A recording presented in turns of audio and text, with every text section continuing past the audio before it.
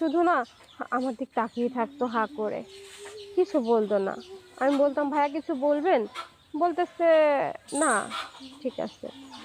তো ভাইয়া না প্রত্যেক দিন শুধু নক করতো, খালি বলতো দুধ আছে। আমি বলতাম মানে, বলতেছে দুধ চাই। আমি বলছি কি বলেন এগুলা, এ অসভ্য কথা বলে নাকি, বলে ওহো না, দুধ দেন না। বড় ভাইয়া শুধু রাত্রেবেলা এসে এরকম বলতো।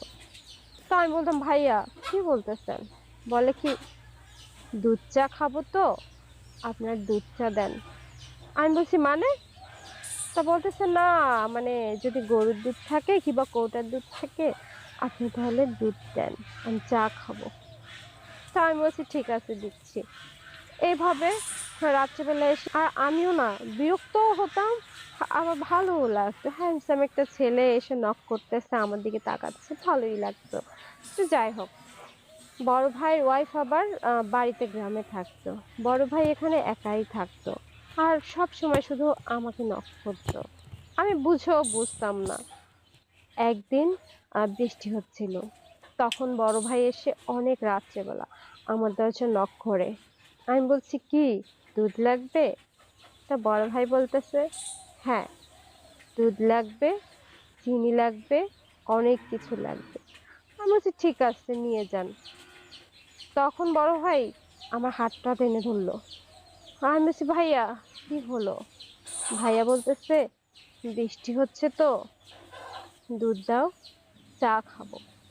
আমি বলছি যা, কি বলেন এগুলা, বৃষ্টির সময় খিচুড়ি খেতে হয়, দুধ চা না।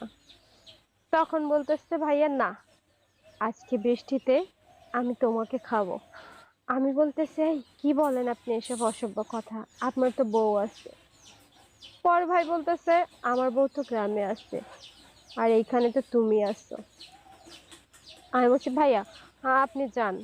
ভাইয়াকে বের করে আমি দরজাটা লাগিয়ে দিতে যাব, অমনি ভাইয়া দরজাটা ঠেলা দিয়ে খুলে আমাকে জড়িয়ে ধরলো, জড়িয়ে ধরে আমাকে সোফার উপর নিয়ে শুয়ে পড়লো।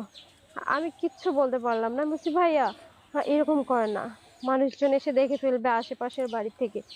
আপনার যে বউ আছে, ভাইয়া বলতেছে বউকে আমি ডিভোর্স দিয়ে দিব, শুধু তুমি থাকলেই হবে।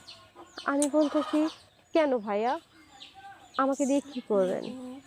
ভাইয়া বলতেছে তোমার সাথে আমি আজ বৃষ্টির রাতে খেলবো। আমি বলছি কি খেলবেন? বলতেছে লুডো খেলবো। আমি বলছি আচ্ছা।